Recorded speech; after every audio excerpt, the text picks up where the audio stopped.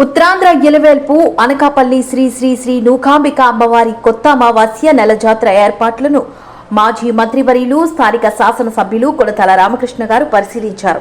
ముందుగా అమ్మవారిని దర్శించుకున్న ఆయనకు ఆలయ అర్చకులు ఆలయంలో ప్రత్యేక పూజలు నిర్వహించారు.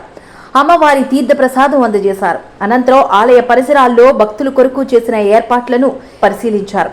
దూర ప్రాంతాల నందు రానున్న వేలాది మంది భక్తులకు ఎటువంటి ఇబ్బందులు తలెత్తకుండా పకడ్బందీగా ఏర్పాట్లు చేయాలని అధికారులకు సూచించారు. అనంతరం ఆలయ ఆవరణలో దివి స్లాబ్స్ వారు ఏర్పాటు చేసిన మంచినీటి సరఫరా కేంద్రాలను ఎమ్మెల్యే కొనతాల రామకృష్ణ గారు అమ్మవారి దర్శనం నిమిత్తం వచ్చిన మహిళా భక్తులతో మంచినీటి సరఫరా కేంద్రానికి రిబ్బన్ కటింగ్ చేయించి ప్రారంభించారు. అనంతరం అమ్మవారి మాలధారణ భక్తులు ఆధ్వర్యంలో జరిగిన భారీ ఘటాల ఊరేగింపుని ఎమ్మెల్యే గారి చేతుల మీదుగా ప్రారంభించారు. అనంతరం శ్రీ నూకాంబిక అమ్మవారి ఉత్సవ రథాన్ని ఎమ్మెల్యే రామకృష్ణ గారు కొబ్బరికాయ కొట్టి ప్రారంభించారు.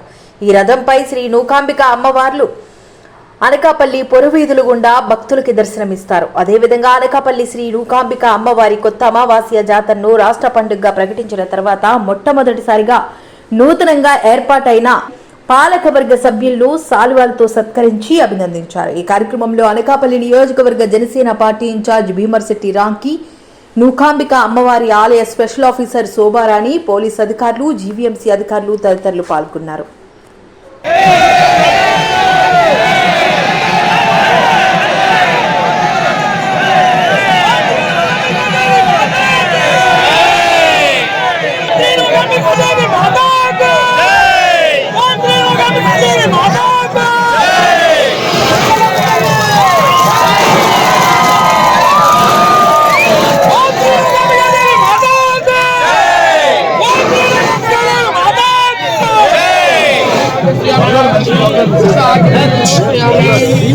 Dandan